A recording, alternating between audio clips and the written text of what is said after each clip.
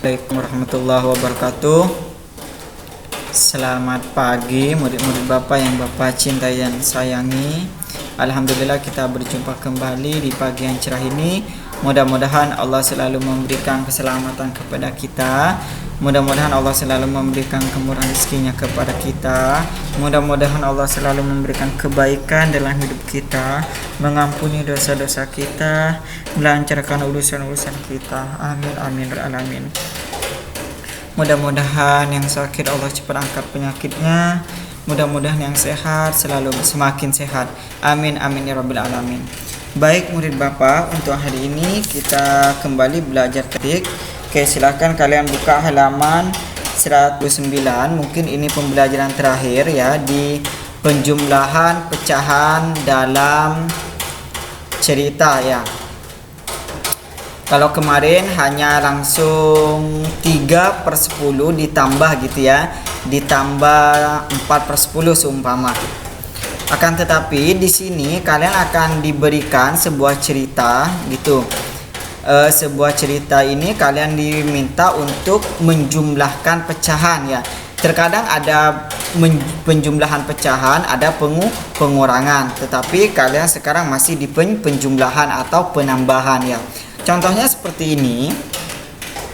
Di dalam bus, Lani membuka bekal makanannya. Lani membawa kue lapis yang sudah dipotong menjadi 10 bagian. Jadi Laninya yang satu itu dipotong menjadi 10 bagian. Lani makan 3 potong kue ya. 3 potong kue itu berarti 3/10 ya. 3/10, 3 dari 10 potong gitu ya. Artinya kemudian mama makan 2 potong kue, berarti 2/10. Lani makan 3 dari 10, 3/10. Kemudian mama makan 2 potong dari 10, berarti 2/10 ya. Kemudian ditanya berapa bagian kue yang dimakan Lani dan mama, berarti Lani ditambah mama, karena yang ditanya itu kedua-duanya. Yang ditanya itu bukan sisanya. Kalau sisanya itu berarti dikurangi. Karena yang ditanya itu berapa bagian yang dimakan Lani dan mama, maka dijumlahkan ya. 3/10 ditambah berapa? 2/10 berapa? 5/10. Bagaimana cara ngerjakan? Cara ngerjakan seperti ini. 3/10 itu ditambah 2/10. Cara nulisnya per dulu, setelah itu seperti biasa, setelah itu 10-nya ditulis. Nah, setelah 10 ditulis, di bawah kalian tambahkan 3 ditambah 2. 3 tambah 2 itu sama dengan 5. Jadi hasilnya 5/10. Jadi kue yang dimakan Lani dan mama itu 5/10. Untuk selanjutnya kalian boleh latihan di nomor 2 sampai nomor 4. Itu hanya latihan saja, tidak usah kalian kumpulkan ya. Hanya sebagai latihan saja, karena dari kemarin-kemarin Bapak sudah ngasih latihan. Bedanya ini dalam bentuk cerita ya. Oke, selanjutnya Bapak ingin memperkenalkan tentang motif ya. Motif lukisan dari Sulawesi ada di halaman 144. Nah, yang sebenarnya Bapak itu tidak begitu memahami dan tidak begitu paham ya tentang lukisan dari Sulawesi ya. Hanya saja Bapak mengetahui sedikit saja ya. Bapak ingin memperkenalkan kepada kalian bahwa motif dari Sulawesi itu seperti ini ya. Kalau motifnya seperti ini ya, seperti kotak melingkar gitu ya, melingkar seperti ular ya, itu disebut dengan motif pak kadang pao. Nah gitu. Kemudian jika itu bentuk bulatan besar, kecil dan semakin kecil, itu disebut motif nek limbongan. Kemudian jika itu lukisannya itu berupa hampir menyerupai manusia atau kepala manusia atau badan manusia, itu disebut dengan motif Pak Tedong.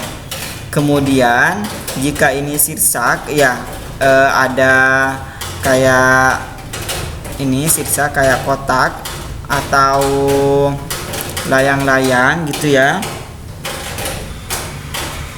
Bukan layang-layang ini seperti belah ketupat gitu ya. Itu disebut dengan motif paksulan sang buah. Nah, kemarin ini masuk di ujian ya, jadi kalian bisa membedakan mana yang dinamakan pakadang gitu ya, mana dan lain sebagainya. Kalian cukup memahami gambarnya saja. Di situ kalian tidak diminta untuk menggambar ya. Selanjutnya Bapak akan memperkenalkan tentang garis. Ya, garis itu ada banyak ya, ada banyak garis. Cuma di sini yang harus kalian pahami itu ada 5 bentuk garis. Yang pertama itu vertikal. Vertikal itu garisnya seperti apa, Pak? Vertikal itu ke atas ya. Kalau vertikal itu pasti ke atas ya. Kemudian ada horizontal. Kalau horizontal itu ke samping ya. Kalau vertikal itu ke atas, horizontal itu ke samping. Kemudian kalau miring, Pak, ya kalau miring seperti ini ya, berbentuk sudut gitu ya, miring tuh. Kemudian kalau melengkung itu bisa melengkung ke bawah, bisa melengkung ke atas ya. Ini kalau ini melengkung ke bawah, kalau melengkung ke atas berarti terbuka ya. Kalau melengkung ke bawah berarti tertutup ya. Kemudian bergelombang itu seperti gelombang ya, gelombang yang ada di laut itu gelombang ya, garis gelombang. Oke, selanjutnya di sini Bapak akan menjelaskan tentang ini pembahasan terakhir tentang cuaca dan perubahannya, di mana cuaca itu dapat mempengaruhi lingkungan, dapat mempengaruhi kesehatan gitu. Sebagaimana kita harus bisa menjaga lingkungan, menjaga kesehatan. Terkadang saking panasnya matahari itu cuaca panas yang berkepanjangan terkadang bisa membuat dedaunan yang ada di pohon itu rontok gitu ya, kering, sehingga tidak banyak menghasilkan oksigen ya. Kalau oksigen sudah berkurang maka yang dihirup kita itu semakin berkurang seperti itu. Terkadang hujan yang keseringan hujan atau lamanya hujan maka akan menyebabkan terjadinya banjir gitu ya, jika lingkungan itu tidak sehat, jika lingkungan itu tidak bersih gitu. Seumpama banyak sampah di selokan, maka yang terjadi apa? Nanti akan menyebabkan banjir seperti itu. Oke, itu saja pembahasan dari Bapak untuk pembelajaran hari ini. Bapak ucapkan terima kasih. Wassalamualaikum warahmatullahi wabarakatuh.